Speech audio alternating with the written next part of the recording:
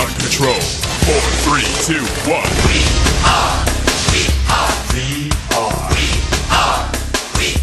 VR. We are VR.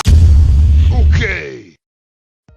Hey, how's it going, fellow cynics? Hope your day is going excellent so far. If you've been following the channel or been following our social media lately, you probably noticed that both Brennan and myself have recently purchased the Oculus Quest 2. And I gotta be honest, this thing right here has really sparked some excitement in me. I haven't felt this excited for a piece of gaming hardware or tech in a long time. The Quest 2 is an excellent VR headset, and there's a lot of really fun games to play. A game that I've been obsessed with lately, as well as a game that's been blowing up in the VR community in a nutshell, is Population 1. It's an FPS battle royale game where you have 18 players divided into teams of 3. You drop into a map that is consistently getting smaller and smaller, and you have the ultimate goal of being the last squad standing. It's basically a kind of scaled down VR version of Fortnite, but if you ask me personally, I think it's a lot more compelling and has a lot more to offer than Fortnite does. If you have a compatible headset for this game, I highly recommend that you get it ASAP. If you're new to Population 1 or frankly VR in general, it may feel a little overwhelming to know exactly what to focus on to really maximize your win potential. In this video, I will be giving you 5 easy tips on how you can not only get some more kills, but ultimately win more games. If you like this kind of content, let us know and leave a like on the video, and if you have some tips or tricks that we didn't mention in this video, let us know down in the comments. Help some other new players out. But without further delay, let's get to tip number 1, and that's communicate, communicate, communicate. Population 1 is not only a multiplayer game, it is a VR multiplayer game, so henceforth it is a very socially driven game.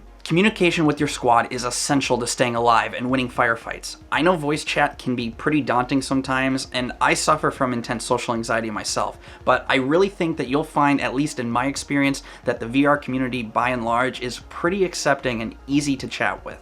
If voice chat isn't your thing, at the very least, become familiar with the ping system and get really good at using that. Be sure to use it frequently to communicate properly with your squad and keep them informed on things like the enemy's location, special items that you find, where you want to drop, that sort of thing. And just keep your squad in the loop at all times.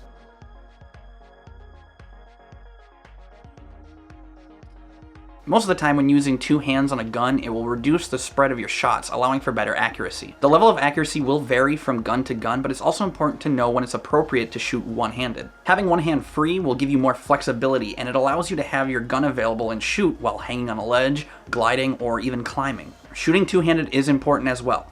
But when it's needed, shooting one-handed will give you much more flexibility in game, and having the ability to both go two-handed and one-handed easily will make you a much more dangerous opponent. Speaking of shooting, it's also important to reload effectively. Now this one on paper seems kind of dumb, but trust me, it is super important to know how to do this effectively. Obviously, when your magazine is empty, you can reload, but the game also allows you to reload early, and it doesn't waste any ammo. So whenever there's downtime, make sure your gun is always fully loaded for the next encounter. It's also important to familiarize yourself with each weapon so that you can reload without having to look at the gun. Being able to blind reload and doing this successfully will allow you to focus on your surroundings more and will give you an edge in combat and keep you from letting your guard down whenever you need to reload your weapon. Population 1 is all about getting every little advantage that you can over your opponents, and honestly, truthfully speaking, being able to blind reload is one of the best ways that you can have that extra edge over your opponents. Moving away from guns for a second, let's talk about our next tip, and that's don't forget to build.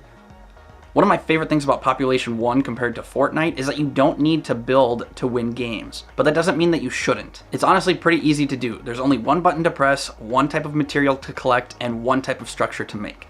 The trick is to practice getting good at placing them at the proper place and proper time.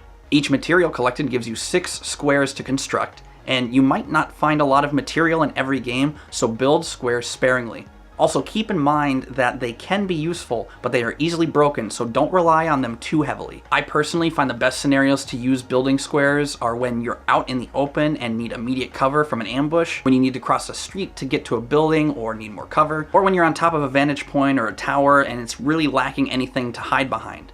Speaking of vantage points, that brings us to our final tip: obtain the higher ground. Look, it's not just a meme, it's a legitimate strategy. If you're in a firefight, generally speaking, those who have the higher ground are more likely to win. Especially if you have a sniper rifle, you'll be able to see enemies coming from farther away, you can plan your squad's movement easier, and you'll be able to escape a firefight or get to the safe zone quicker when gliding down from a high point. Just remember, a lot of times the higher vantage spots also have very little cover, so be aware of your surroundings, utilize the building materials that you have, and always plan for an exit point. If you focus on getting really good at these 5 tips that I mentioned, I have no doubt in my mind that you will see your win count go up. So there you have it. Those are my 5 personal tips for anybody new to Population 1. It's really a super fun game and I play it almost every single night. And with it being so popular on both Steam VR and the Oculus Store, I only see this game improving as time goes on. If you have any questions about Population 1, anything about this video, or maybe you have some personal tips and tricks that you have picked up along the way that I neglected to mention, let us know in the comments down below. Let's work together and help this community get more wins. But that about does it for this video, everyone. Thank you again so much for watching this video and checking out the channel. If you like this video, hit that thumbs up button. It helps this channel a lot get seen by the YouTube algorithm. Maybe consider sharing this video with a friend who is getting into VR or Population 1. Feel free to hit us up on our social media like Twitter and Facebook. But yeah, that's enough rambling out of me. Thank you again so much for watching. My name is Blake. This has been a Digital Cynic experience, and for all things tech, games, movies, to anything nerdy in between,